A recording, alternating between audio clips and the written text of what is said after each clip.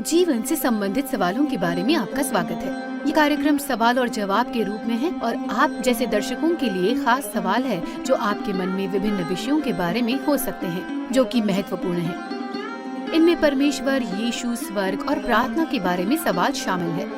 ऐसा कोई सवाल नहीं है जो आप नहीं पूछ सकते, लेकिन हमारे होस्ट और को होस्ट जो इस कार्यक्रम को संचालित कर रहे हैं, वो विभिन्न दृष्टिकोण का आदर करते हैं। हेलो, जीवन से संबंधित सवालों के बारे में आपका स्वागत है। आपके लिए क्राइस्ट टू द वर्ल्ड और फीबा इंडिया की ओर से मैं डैनिया जोहानिस हूँ और आपकी होस्ट हूँ। इस कार्यक्रम में कई प्रकार के सवाल हैं जो आपके जैसे दर्शकों के लिए हो सकते हैं, जो विभिन्न विषयों पर है, जैसे डिप्रेशन या अवसाद, आत्मसम्मान और मृत्यु भी।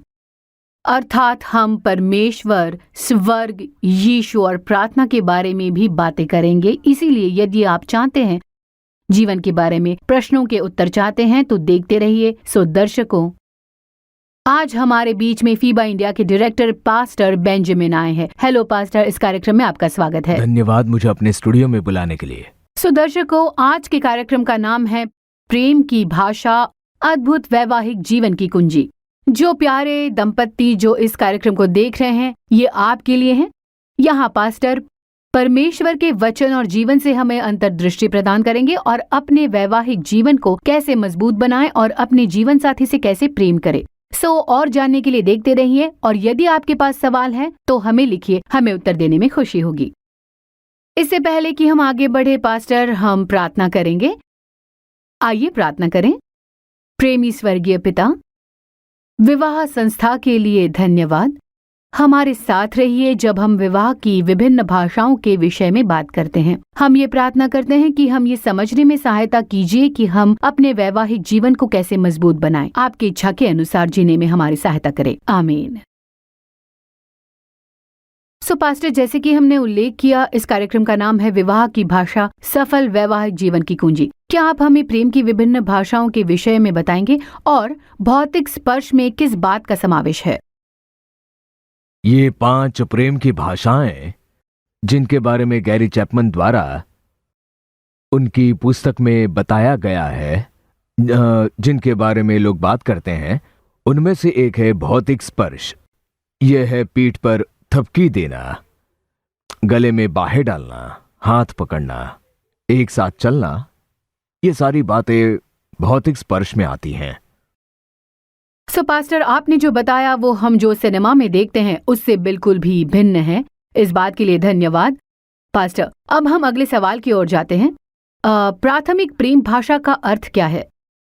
इस सवाल का जवाब देने से पहले मैं कहना चाहता हूं कि सिनेमा और वास्तविक जीवन में बहुत बड़ा अंतर है।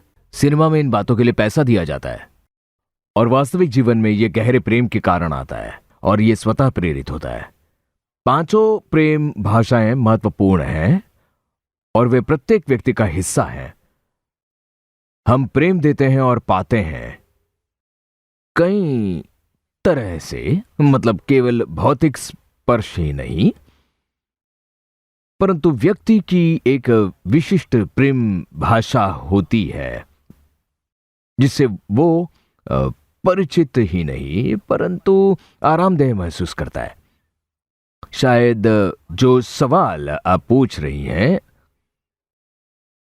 उसमें कई सारी बातें खुलती जाएंगी, परंतु अपने प्यार को व्यक्त करने के कई नए तरीके हैं। ये केवल 5 तरीकों में से एक नहीं, कई सारे तरीके हैं। पास्टर, आपने हाल ही में अगले सवाल का जवाब दिया, लेकिन फिर मैं आपसे पूछने वाली हूँ। जया ये सवाल कर रही हैं, क्या हमारे पास एक से अधिक प्रेम की भाषाएं हो सकती हैं? अवश्य हो सकती है। आपके पास 5 भाषाएं हो सकती हैं या आपके पास 5 में से 4 भाषाएं हो सकती हैं। जितनी ज्यादा हो उतना अच्छा, आपके जीवन साथी को अच्छा लगेगा। गैरी चैपमन की पुस्तक के अनुसार स्पर्श है, बख्शीशों का आदान प्रदान है, शब्द और एक साथ बिताया गया समय। व्यक्ति के पास 1 से अधिक भाषाएं हो सकती हैं या 5 प्रेम भाषाएं। पास्टर, ये सवाल प्राथमिक प्रेम भाषा के संबंध में है और ये दर्शक पूछ रहे हैं कि मैं कैसे अपनी प्राथमिक प्रेम भाषा जान सकता हूँ। आपके सवाल के लिए मेरा पहला जवाब यह है कि शायद ये व्यक्ति पूछ रहा है कि मैं पहचानना चाहता हूं कि मेरी प्रेम भाषा क्या है, ताकि मैं उसे अच्छी तरह व्यक्त कर सकूं जब वो ऐसा करता है। इन 5 भाषाओं में हमें केवल शब्द दिए गए हैं। ऐसा हर परिवार में होता है। जब जीवन साथी कहता है मैंने उसका आनंद उठाया, अब मुझे अच्छा लगा, तब ये उसकी ताकत बन जाता है। दूसरे व्यक्ति से प्रशंसा या मान्यता, ये ऐसा है, ये मेरे लिए काफी मायने रखता है, तो उसे थाम लें और कहें कि ये मेरी प्राथमिक प्रेम भाषा है। मैं जान रहा हूं दूसरे लोगों ने जो कहा है उससे मुझे ऐसा करना अच्छा लगता है। सो पास्टर, हम अपने साथी की प्रेम भाषा कैसे पहचान सकते हैं? मैं कहूंगा कि अलग अलग बातें करने की कोशिश करें।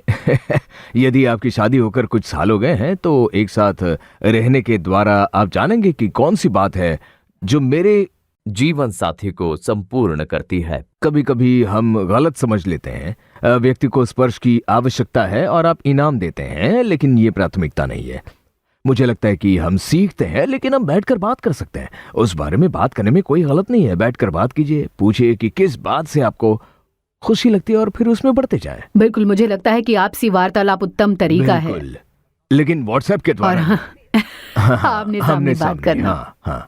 क्या होगा अगर मेरी और मेरे पति की समान प्रेम भाषा है? इसमें कोई हानि नहीं है। अच्छी बात है, अच्छी बात है। मुझे लगता है ये अच्छा है। आप दोनों की भाषा समान हो सकती है, केवल किस बात को पसंद किया जाता है। स्पर्श करना पहला हो सकता है या दूसरे के लिए इनाम पाना हो सकता है। हो सकता है कि क्रम अलग हो, इसमें कोई हानि नहीं है। कोई हानि नहीं है। हो सकता है कि वो और ताकतवर हो।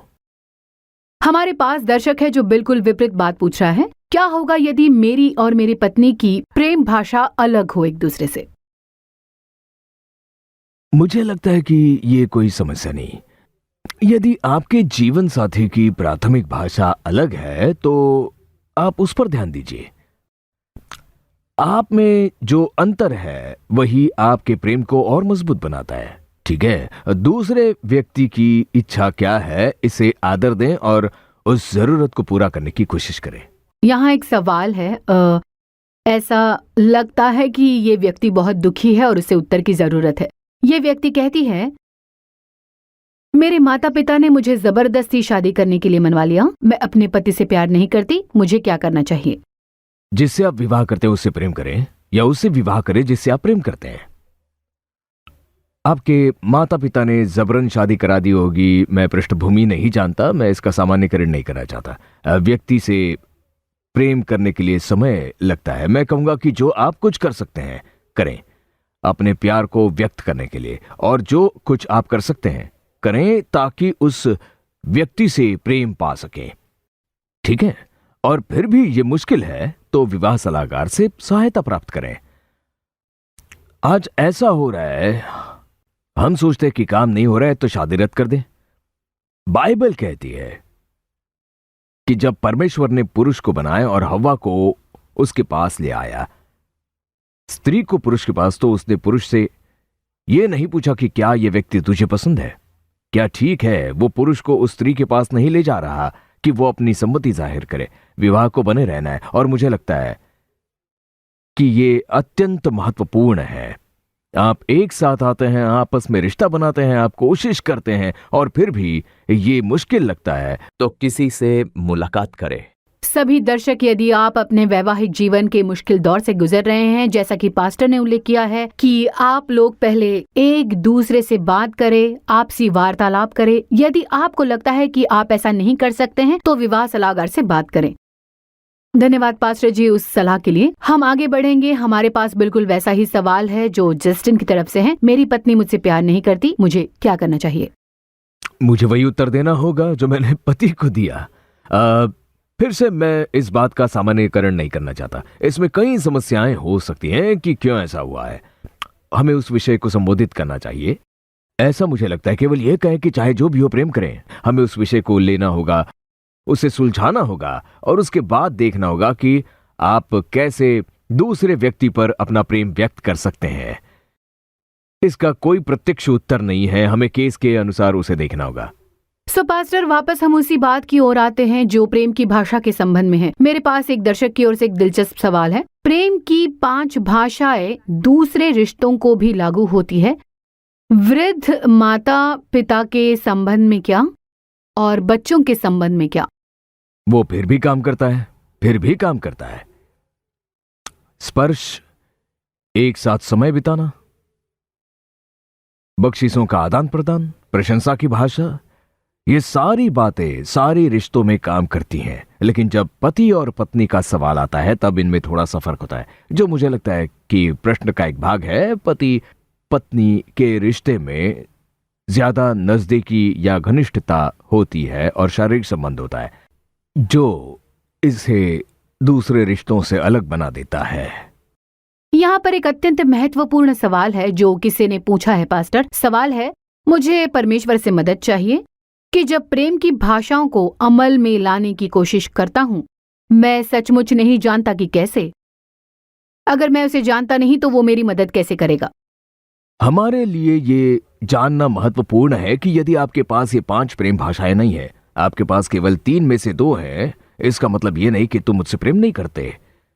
इस अपराध बोध में न जाएं, कोशिश करें, बैठकर बातें करें। शायद इन 5 में से 3 आपके जीवन साथी के लिए सबसे ऊंचे स्थान पर हो। ठीक है, यदि आप कुछ नहीं कर पा रहे तो परमेश्वर से कहें, प्रभु मैं अपने प्रेम को कैसे व्यक्त करूं? परमेश्वर के वचन से कई उदाहरण हैं। प्रार्थना करें, परमेश्वर को खोजें। परमेश्वर बेहतर तरीके से आपके प्रेम को व्यक्त करने के लिए आपको बल देगा। ठीक है, और उस रिश्ते में पारदर्शी होने के लिए पत्नी को अपना प्रेम व्यक्त करने की जरूरत है, पति को अपना प्रेम व्यक्त करने की जरूरत है। जब आप व्यक्त करते हैं तब पता चलेगा कि जरूरत कहां है और उसके अनुसार करें। ये बात दर्शकों, यदि आप यहाँ देख रहे हैं, हमें आशा है कि इससे आपको मदद मिलेगी और आप एक दूसरे के प्रति अपने प्रेम को व्यक्त करना शुरू करेंगे, और हमें आशा है कि इससे आपके वैवाहिक जीवन में मजबूती आएगी। पास्टर, हम अगले सवाल की ओर बढ़ते हैं। मैं अपने पाप से कैसे फिर सकता हूं और यीशु पर अपने उद्धारकर्ता के रूप में कैसे भरोसा कर सकता हूं? अब ये सवाल विवाह से संबंधित बाकी सारे सवालों से भिन्न है, लेकिन मुझे ऐसा लगता है कि जो सवाल पूछा गया है वो इस प्रकार है, क्या मेरा क्षमा न किया गया पाप मेरे रिश्ते पर प्रभाव डालेगा? मैं इसका ये मतलब निकालूंगा, या पापी स्वभाव डाल सकता है, परंतु क्षमा पाया हुआ व्यक्ति प्रेम को बेहतर रीति से व्यक्त करेगा। क्यों? क्योंकि उसने परमेश्वर से क्षमा पाई है। वो एहसास रखेगा कि परमेश्वर उससे प्रेम करता है, चाहे उसने जो किया हो। और ये भाव, परमेश्वर का आत्मा उसके जीवन साथी को अपना प्रेम व्यक्त करने की सामर्थ्य देगा, और परमेश्वर का आत्मा उसे बल देगा कि वो अपना प्रेम व्यक्त करे, और ये उनके प्रेम को मजबूत बनाएगा। अब पापों की क्षमा के लिए मुझे क्या करना चाहिए? प्रभु के पास जाएं और कहें, प्रभु मुझे क्षमा कीजिए। और बाइबल कहती है जब आप मांगोगे तो वो क्षमा करेगा, वो हमारे सारे पापों को क्षमा करेगा। और जब ऐसा होगा तब पति अपने जीवन साथी को व्यक्त करने लगेगा और पत्नी भी सुंदर तरीके से व्यक्त करने लगेगी। यदि हमारे पास ये 5 भाषाएं हैं तो क्या इससे मेरे विवाह को मजबूती मिलेगी?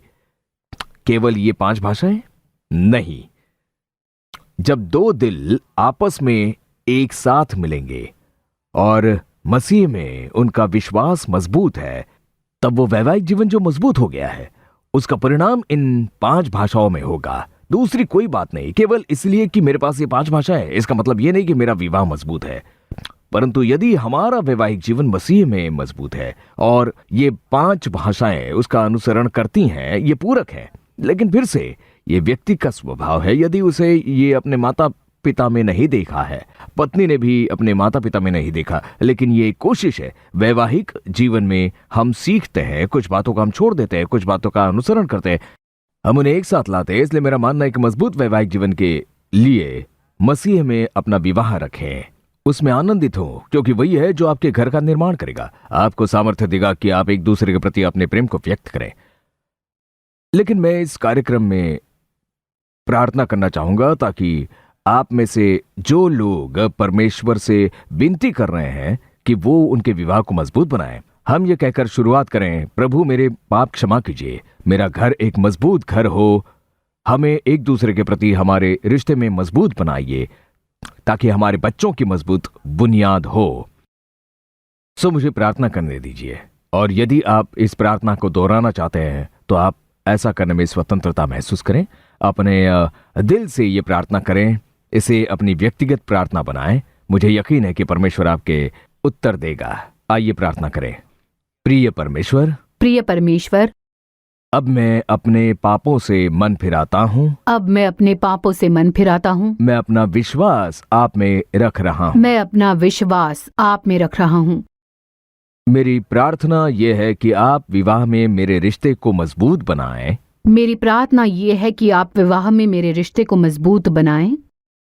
अपने प्रेम को व्यक्त करने में मेरी मदद कीजिए। अपने प्रेम को व्यक्त करने में मेरी मदद कीजिए। मेरा प्रेम सच्चा होगा मेरा प्रेम सच्चा होगा और वो संपूर्ण हो। वो संपूर्ण होगा। प्रभु यीशु, प्रभु यीशु, केवल आप ही मुझ में उस प्रेम को उंडेल सकते हैं ताकि वो मुझ में से बह निकले। केवल आप ही मुझ में उस प्रेम को उंडेल सकते हैं ताकि वो मुझ में से बाहर निकले। प्रभु मेरे वैवाहिक जीवन को आशीष प्रभु दीजिए। मेरे वैवाहिक जीवन को आशीष दे। मेरी विनती सुनिए। मेरी विनती सुनिए। मेरे पापों को क्षमा कीजिए। मेरे पापों को क्षमा उत्तर कीजिए। देने के लिए धन्यवाद। उत्तर देने के लिए धन्यवाद। यीशु के नाम में मैं प्रार्थना करता यीशु हूँ। के नाम में मैं प्रार्थना करता हूँ। आमीन। आमीन। धन्यवाद पास्टर इस सुंदर प्रार्थना के लिए। अब हम अपने कार्यक्रम के अंत में आ रहे हैं और अर्थात मैं अपना सवाल पूछने वाली हूँ। प्रेम की भाषा के विषय में और अद्भुत वैवाहिक जीवन की कुंजी के विषय में आपके विचार क्या हैं? अपने विवाह का जश्न मनाइए। इन 5 भाषाओं को अमल में लाएं। इसमें समय लगेगा। यदि आपको इसकी आदत नहीं है तो उसका अभ्यास करें। आपको शायद हर बात में 100% न मिले, लेकिन कोशिश करना बनता है। लेकिन महत्वपूर्ण है कि वैवाहिक जीवन मजबूत हो। बहुत धन्यवाद पास्टर। और हमें आशा है कि दर्शकों, आपने परिवार के रूप में बैठकर ये कार्यक्रम देखा और हमें आशा है कि ये कार्यक्रम आपके घराने की आशीष को प्रदान करता है। हम प्रार्थना करते हैं कि वो आपके परिवार को मजबूती देगा। फिर से वापस आकर देखिए, हमारे पास जीवन के संबंध में कई सवाल हैं और हम उनका उत्तर देने के लिए तैयार हैं। धन्यवाद देखने के लिए। ये है जीवन से संबंधित सवालों के बारे में क्राइस्ट टू द वर्ल्ड और फीबा इंडिया की ओर से। देखने के लिए धन्यवाद। यहोवा तुझे आशीष दे और तेरी रक्षा करे। यहोवा तुझ पर अपनी मुख का प्रकाश चमकाए और तुझ पर अनुग्रह करे। यहोवा अपना मुख तेरी ओर करे और तुझे शांति दे। आप मोबाइल पर और व्हाट्सएप क्रमांक 8448877757 पर हम तक पहुंच सकते हैं।